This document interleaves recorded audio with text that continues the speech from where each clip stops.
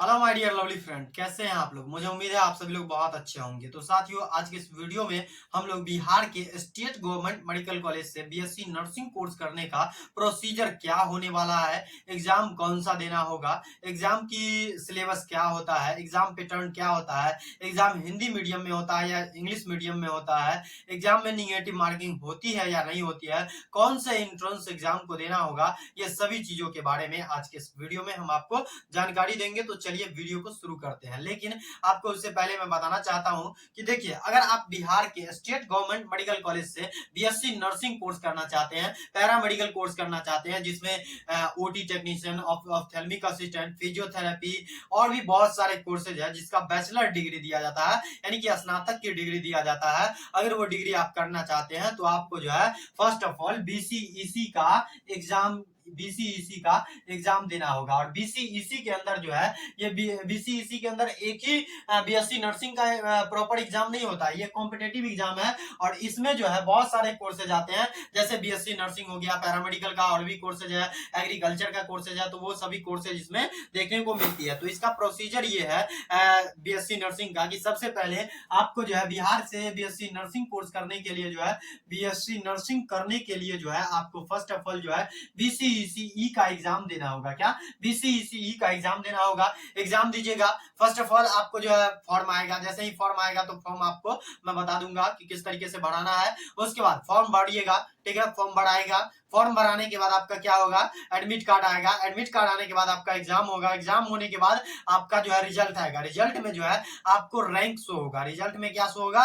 Rank show होगा। अगर आपका रैंक ठीक ठाक रहा तब आप जो है क्या कीजिएगा, आगे का जो प्रोसीजर होगा वो आपको काउंसलिंग करना होगा। क्या? काउंसलिंग करना होगा। और काउंसलिंग में क्या होता है कि अपने चॉइस को भरना होता है कि आप कौन से कॉलेज में एडमिशन लेना चाहते हैं और उसको फिर लॉक करना होता है। तो काउंसलिंग इस तरीके से होता है। काउंसलिंग के बाद जो है उसका सीट अलॉटमेंट रिजल्ट, काउंसलिंग का रिजल्ट जो है वो सीट अलॉटमेंट के रूप में मिलता है। ठीक है, जैसे ही आपको सीट अलॉटमेंट कोई भी कॉलेज का मिल जाता है, बिहार के कोई भी मेडिकल कॉलेज जैसे कि डीएमसीएच हो गया, पीएमसीएच हो गया, अगर आपको इसका मतलब कि सीट अलॉटमेंट मिल जाता है तो आप ये समझिए कि आपका एडमिशन हो गया। ठीक है, तो ये प्रोसीजर है बीएससी नर्सिंग या फिर पैरामेडिकल में एडमिशन के लिए। ठीक है, तो चलिए, इसमें जो है आपको बीसीईसी का एग्जाम देना होगा बीएससी नर्सिंग के लिए, या फिर आप बीएससी नर्सिंग या फिर आप पैरामेडिकल कोर्स करना चाहते हैं, या फिर आप पैरामेडिकल क्या क्या दोस्तों, पैरा मेडिकल कोई भी कोर्स करना चाहते हैं तो बैचलर डिग्री के लिए, डिप्लोमा के लिए जो है डीसीईसी कंडक्ट होती है। ठीक है, डीसीईसी का एग्जाम देना होगा।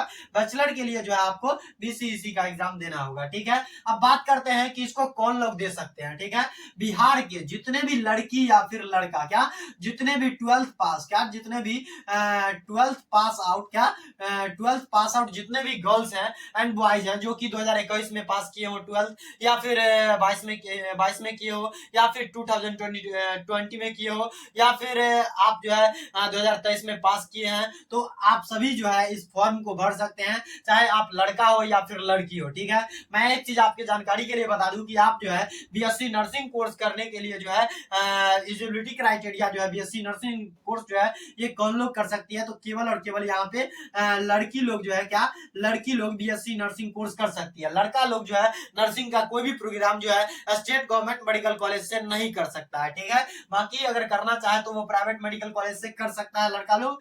ठीक है, तो लड़की लोग जो है बीएससी नर्सिंग या फिर जीएनएम या फिर एएनएम के लिए अप्लीकेबल है, ये चीज आपको मैं बता चुका हूं। ठीक है, अब बात करते हैं कि यहाँ पे कितने परसेंट मार्क्स होना चाहिए। तो आप जो है 45, कितना 45% मार्क्स के साथ अगर आपका 12th पास है तो आप इसके लिए एलिजिबल हो। लड़का भी इसका फॉर्म भर सकता है। लड़का, यहाँ पे लड़का जो है, ये लड़का जो है ना, ये केवल पैरामेडिकल कोर्स कर पाएंगे, ये नर्सिंग का कोई भी प्रोग्राम नहीं कर पाएंगे स्टेट गवर्नमेंट मेडिकल कॉलेज से। ठीक है, तो यहाँ पे जो है पैरामेडिकल में ऑप्थेल्मिक असिस्टेंट आ जाता है, फिजियोथेरेपी आ जाता है। जिस कोर्स को आप कर लेते हैं तो अपने नाम के पीछे जो है डॉक्टर लगा सकते हैं। ठीक है, फिजियोथेरेपी एक ऐसा कोर्स है पैरामेडिकल में जिसको करने के बाद जो है आप अपने नाम के पीछे डॉक्टर लगा सकते हैं। ठीक है, तो बहुत सारे कोर्स है पैरामेडिकल में, ओटी है, एक्सरे है, ब्लड ट्रांसफ्यूजन है, ऑप्थेल्मिक असिस्टेंट है, फिजियोथेरेपी है, बहुत सारे कोर्स है। ठीक है, तो ये सभी चीज आप लोग कर सकते हैं। आप आपने 12th पास आउट होना चाहिए, लड़का या फिर लड़की इस फॉर्म को भर सकती है। ठीक है, अब बात करते हैं कि यहाँ पे बीसीईसीई का सिलेबस क्या रहता है। ठीक है, तो देखिए आयु सीमा की बात भी कर लिया जाए तो देखिए अगर आप 12th पास है तो आपका एज जो लिमिटेशन जो होना चाहिए ये 17 से लेकर के 17 साल से लेकर के 37 साल के अंदर में अगर आपका एज है तो आप इस फॉर्म को भर सकते हैं। ठीक है, 37 साल से ऊपर वाले लड़का या फिर लड़की जो है ये फॉर्म को नहीं भर पाएंगे। अब बात करते हैं कि यहाँ पे सिलेबस क्या रहने वाली है। ठीक है, सिलेबस जो है इस एग्जाम का बीसीईसी का सिलेबस क्या होता है। देखिए सबसे पहले जो है आपको बायोलॉजी पूछा जाएगा, क्या बायोलॉजी पूछा जाएगा, बायोलॉजी क्या बायोलॉजी पूछा जाएगा। और बायोलॉजी से जो है आपको कितने क्वेश्चंस आएंगे, 100 क्वेश्चंस आएंगे। ठीक है, उसके बाद यहाँ पे आपको फिजिक्स, बायोलॉजी के बाद फिजिक्स आ जाएगा, फिजिक्स आ जाएगा, क्या आ जाएगा, फिजिक्स आ जाएगा। फिजिक्स से भी आपको 100 क्वेश्चंस पूछे जाएंगे। इसके बाद आपको केमिस्ट्री आ जाएगा, क्या केमिस्ट्री आ जाएगा। इसमें जो है आप पीसीबी करके भरिएगा, पीसीबी यानी फिजिक्स केमिस्ट्री और बायोलॉजी, तभी आप लोग जो है यहाँ पे BSc nursing and paramedical course के लिए जो है काउंसलिंग में आगे पार्टिसिपेट कर पाइएगा। ठीक है, तो यहाँ पे केमिस्ट्री, क्या केमिस्ट्री से जो है केमिस्ट्री से कितने क्वेश्चन पूछे जाएंगे, तो केमिस्ट्री से जो है 100 क्वेश्चन पूछे जाएंगे। और ये सभी के लिए जो मार्क्स निर्धारित किया गया है, एक क्वेश्चन आपको जो है 4 मार्क्स का रहेगा, यानी एक क्वेश्चन जब 4 मार्क्स का रहेगा तो 100 के लिए जो 100 क्वेश्चन के लिए जो है 400 मार्क्स आपको निर्धारित किया गया है। ठीक है, यहाँ पे 400 मार्क्स निर्धारित किया गया है सभी के लिए, 400 मार्क्स। ठीक है, 400 मार्क्स। यहाँ पे टोटल नंबर ऑफ मार्क्स की बात करूं तो यहाँ पे आपका टोटल जो एग्जाम होगा वो 1200 नंबर का एग्जाम होगा। टोटल क्वेश्चन की बात करूं तो यहाँ पे 300 क्वेश्चन आपको पूछे जाएंगे। और सभी फिजिक्स का भी एग्जाम अलग होगा, इसका टाइमिंग अलग रहेगा। ठीक है, हर एक सब्जेक्ट के लिए जो है प्रॉपर टाइम रहेगा और इसमें जो है आपको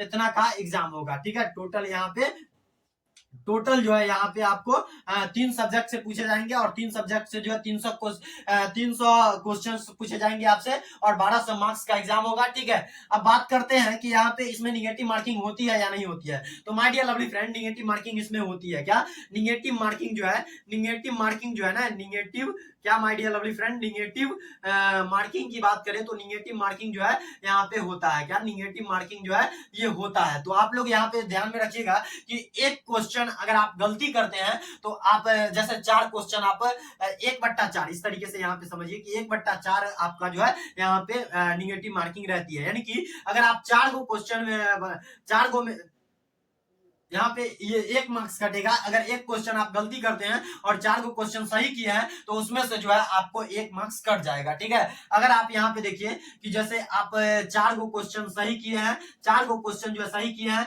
और 1 को क्वेश्चन गलती कर दिए हैं तो इसमें से जो है आपको 1 मार्क्स कट जाएगा। यहाँ पे आपको क्या हो जाएगा, यहाँ पे आपको जो है यहाँ पे आपको 3 मार्क्स आ जाएंगे, 3 मार्क्स आ जाएंगे। इस तरीके से यहाँ पे निगेटिव मार्किंग रहती है। ठीक है, अब बात करते हैं कि यहाँ पे ये सभी चीजें तो हो गई, लेकिन इसका डिटेल्स में सिलेबस क्या है, यानी कि कौन कौन से चैप्टर को पढ़ना चाहिए। ठीक है, तो कौन से बुक्स को पढ़ना चाहिए। देखिए 11th और 12th, क्या इसका जो सिलेबस है 11th क्या है, 11th है, क्या है 11th है एंड 12th है। क्या 11th और 12th का जो है आप एनसीईआरटी, क्या एनसीईआरटी अगर आप पढ़ लेते हैं, एनसीईआरटी अगर आप फिजिक्स केमिस्ट्री एंड बायोलॉजी का 12th का अगर आप पढ़ लेते हैं तो इस एग्जाम को क्रैक करने से आपको कोई रोक नहीं सकता है। बात करते हैं कि 12th में कौन कौन से चैप्टर को पढ़ना चाहिए। ठीक है, तो इसके लिए हम आपको मोबाइल के स्क्रीन पे लेकर के चलते हैं। देखिए साथियों, ये प्रोस्पेक्टस के अकॉर्डिंग जो है बीसीईसी का सिलेबस निकाला गया है। Bihar combined entrance competitive examination board का जो सिलेबस रहने वाला है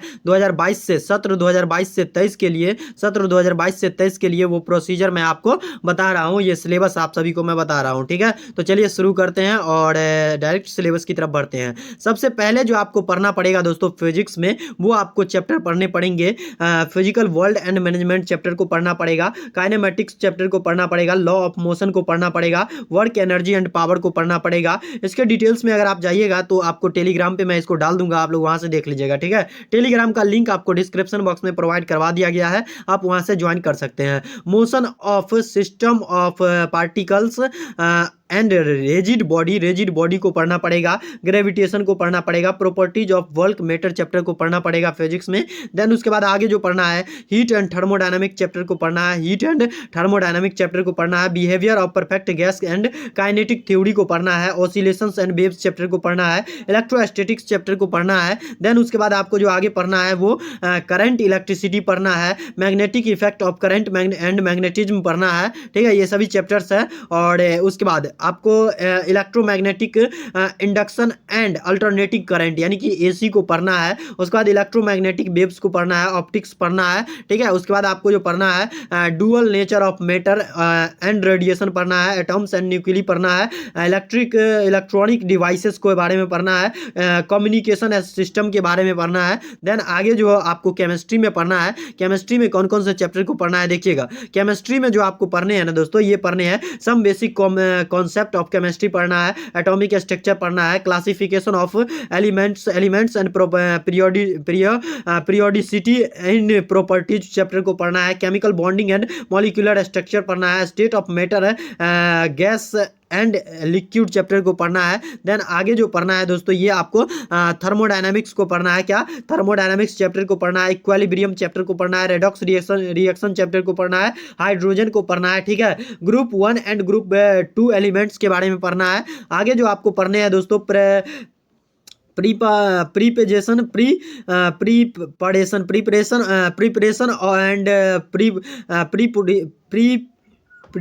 and preparation and properties of some important compounds के बारे में पढ़ना है, यौगिक के बारे में पढ़ना है, ठीक है। आगे जो आपको पढ़ना है यहाँ पे जो पढ़ना है आपको सम पी ब्लॉक एलिमेंट के बारे में पढ़ना है, general introduction of P block element पढ़ना है, ठीक है। ग्रुप इसके बाद आपको ऑर्गेनिक केमिस्ट्री में आ जाइएगा। ऑर्गेनिक केमिस्ट्री में जो है some basic principles and techniques के बारे में पढ़ना है, ठीक है। उसके बाद आपको जो पढ़ना है हाइड्रोजन चैप्टर को पढ़ना है, क्लासिफिकेशन जिसमें आपको क्लासिफिकेशन ऑफ हाइड्रोकार्बन्स के बारे में पढ़ाया जाएगा, इन्वायरमेंटल केमिस्ट्री के बारे में पढ़ना है, सॉल्यूशन चैप्टर को पढ़ना है, इलेक्ट्रोकेमिस्ट्री पढ़ना है, केमिकल काइनेटिक्स पढ़ना है, सरफेस केमिस्ट्री पढ़ना है। उसके बाद आपको general principle and process of isolation of elements के बारे में पढ़ना है, पी ब्लॉक एलिमेंट चैप्टर को पढ़ना है, D and F block elements को पढ़ना है, haloalkanes and haloarenes को पढ़ना है, ठीक है। Alcohols and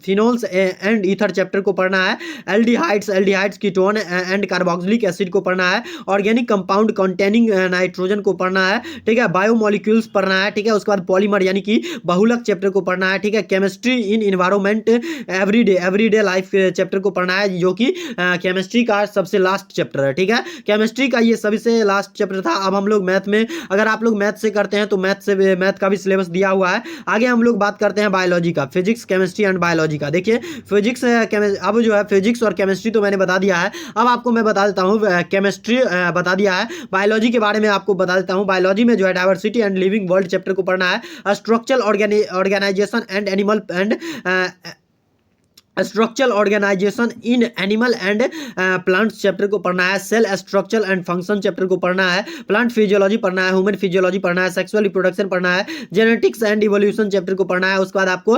biology and human welfare chapter को पढ़ना है, बायोटेक्नोलॉजी एंड इट्स एप्लीकेशंस के बारे में पढ़ना है, इकोलॉजी एंड इन्वायरमेंट चैप्टर को पढ़ना है बायोलॉजी में। देन उसके बाद यहाँ पे आपको बायोलॉजी में जो है टोटल इतना ही चैप्टर को पढ़ना है, ठीक है। मुझे उम्मीद है आज का ये वीडियो आपको बहुत इन्फॉर्मेटिव लगी होगी। अगर आपको ये वीडियो पसंद आई है तो इस वीडियो को एक प्यारा सा लाइक जरूर कीजिएगा। चैनल पे नए आए हैं, पहली बार आए हैं तो इस चैनल को सब्सक्राइब अवश्य कीजिएगा, ताकि आगे भी आपको बीसीईसी से रिलेटेड ऐसे ही वीडियोज और इन्फॉर्मेटिव वीडियो जो है आपको मिलती रहेंगी। मुझे उम्मीद है आज का ये वीडियो आपको बहुत पसंद आई होगी। Thank you for watching my dear lovely friend.